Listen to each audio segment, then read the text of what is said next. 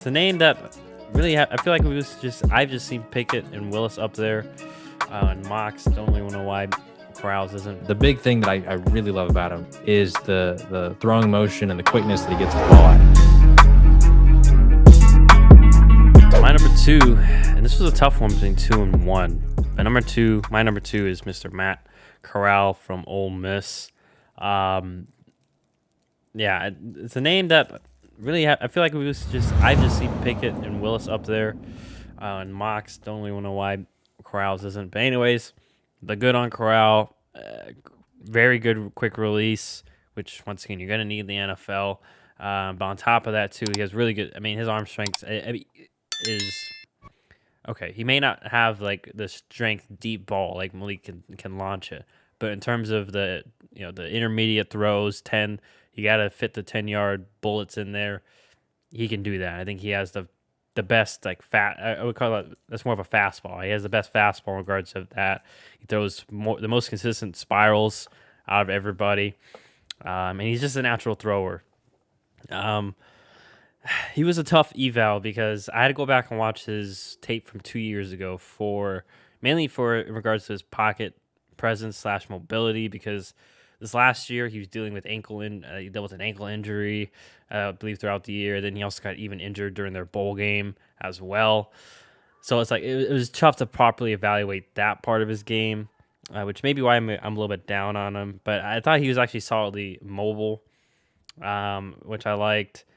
Only question is, a few questions I have is, I kind of mentioned it with Malik Willis, and I don't use this as too much of a negative, just more of a concern. Is the college system kind of similar? It's the RPOs where it's you hand off, and then because it's an RPO and it's usually a free guy, you have to kind of make a quick decision. Unlike the NFL, where most teams you're gonna have to drop back, go through read 1, 2, 3, and then check down. While in college, that system is more just 1, 2, okay, and then run. Now, granted, like I mentioned, natural thrower. I love the fact that he can throw from different angles. Also, kind of like I mentioned with Malik Willis, except he's a little bit more consistent in doing so. I think he puts the ball more on target even while on the move. So I like that about him. But lastly, and this isn't a huge knock, I'm just saying, it could be not the thickest of Malik Willis is a thick dude, like top to bottom. And I mentioned same with Des Ritter and how I'm not sure this would be a question mark, but it is right now. And I'm just like nitpicking here. Durability is a little bit of a question mark. Like I mentioned, got injured in the bowl game. So we'll have to see if he can withstand the whole NFL season. Now, granted, he could easily be fixed, like I said. If he's probably not going to be running the option and keeping it himself as much as he did in college and putting himself in harm's way. And especially if he's going in the range, which I expect him to be first round. I mean, maybe early second if there's like something off the field or something medical that we don't know about. But if I'm guessing just off what I know, I would say he's a first round guy. I wouldn't say necessarily top 10. I would say probably after that is where he would land. I think the same would go for our number 1 guy. But yeah, just injury concern and maybe just questions about if he can translate quickly into the NFL. I think he will. It just may not be as seamless as my number 1 guy. So I have Matt Corral at number 2. My number 1, Matt Corral from Ole Miss. I'm going to start off with just some of the weaknesses, get these out of the way. I do agree with you. I think that maybe the scheme is a little bit of a weakness. I think there's some parts of it that I also view as a strength. They ran like 60% of the time play action. Yeah. And so I think in certain schemes that can be really beneficial.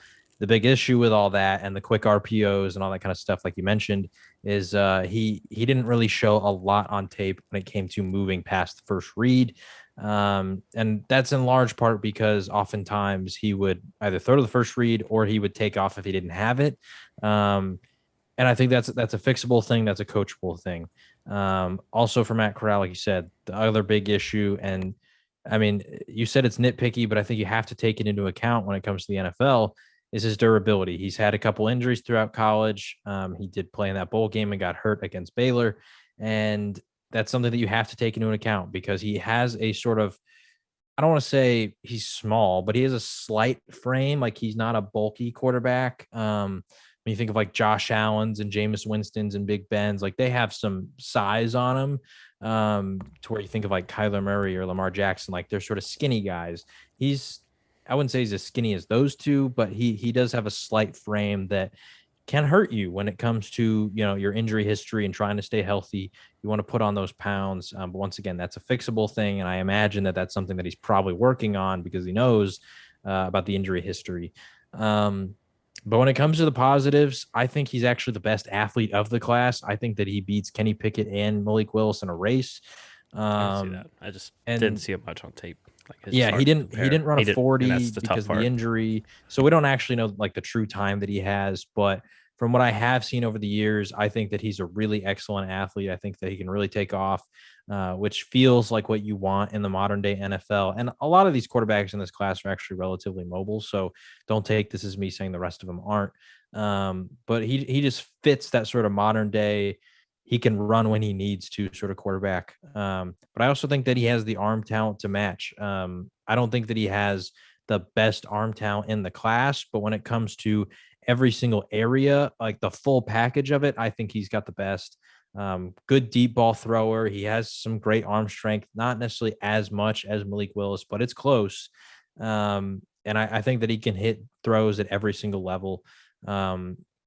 I also don't think that his ball placement is necessarily super bad. Like I've heard some people have sort of criticized his placement. I think that he actually has pretty solid accuracy for the most part. Now, obviously, there are some throws he can clean up. I don't think he's as accurate as Kenny Pickett is. And I don't think he has this, the decision making that Kenny Pickett does, but I think that he's not far behind in either of those categories. So ultimately, to me, Matt Corral, he's the number one quarterback. I think that just in the way the modern day NFL is moving, with these guys who can make throws from different arm angles, who can use their athleticism to make plays with their feet. I mean, look at that Josh Allen, Patrick Mahomes duel in the playoffs. Defenses against quarterbacks, they're just putting so many players back in coverage now. If you can beat them with your arm, you have to be able to run. And so I think that he has the athleticism to do that. And then overall, I think he's the most complete quarterback out of the class. That being said, I agree with you. I don't think that he necessarily holds a candle to some of the QBs that came out last year.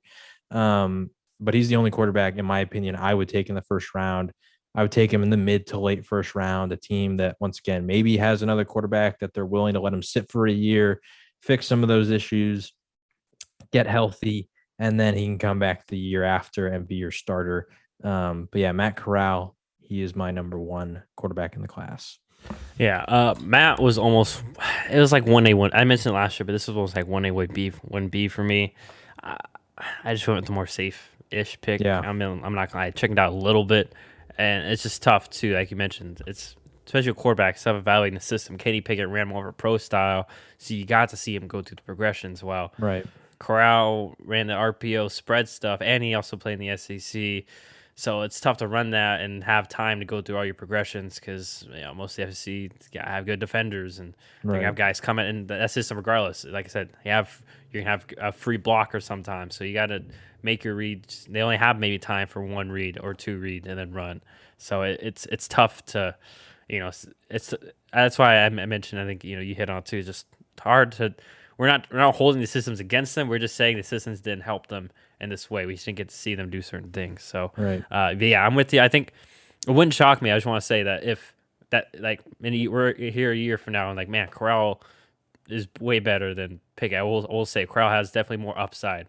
I think he's the only one in this class that, besides him and Willis, but I think he's a more first, like percentage wise. I think he would be more. I'd be more confident that he could become a superstar / star. Well, I think Kenny Pickett could at best be a star, but probably be like more of a average-ish quarterback. And that's no offense to Pickett. I mean, but he made it to the NFL. It's more than most people can say. So, and same with Willis. I feel like Willis could be a star, but I could also see him being like an average quarterback-ish. So, obviously, we have to see where the dice fall. And I forgot to say this about Matt Corral earlier, but the big thing that I really love about him, and you mentioned this, is the throwing motion and the quickness that he gets the ball at. It's crazy fast and accurate in the NFL. Too. It's consistently accurate. Too. It's not like he's just letting it fly all over the place. he's not sacrificing accuracy and placement for getting the ball out faster. He just throws it really fast, and I think that's sort of an underrated aspect of NFL quarterbacks that like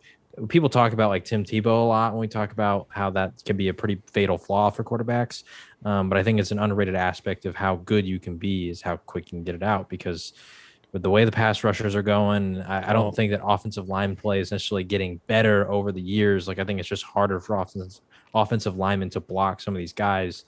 If you can get it out faster, that's a major plus. Well, and then also just even screens, like we see all these great wide receivers. It's you can get the ball quicker to the receiver for a screen before the defense can react. That gives the receiver more opportunity to make a play. I think we've seen that with the Mahomes and Allens and even Rodgers. Not really much with Rodgers who run screens, but some of these young guys that do have quick releases, or even the Herberts where they get these screens out, and what for most quarterbacks would be a 4-3 yard gain because they got it out maybe in half the time and the receiver can make a move quicker, it turned to a first down. So and that ability to throw the ball and release it quicker allows for you to maybe do some other stuff before you get rid of it. Maybe you can throw a little pump fake, you can move your eyes a little bit more, because you can get the ball out faster. So you can hold it just a second longer for your guy to get open. Maybe tricks like you mentioned. So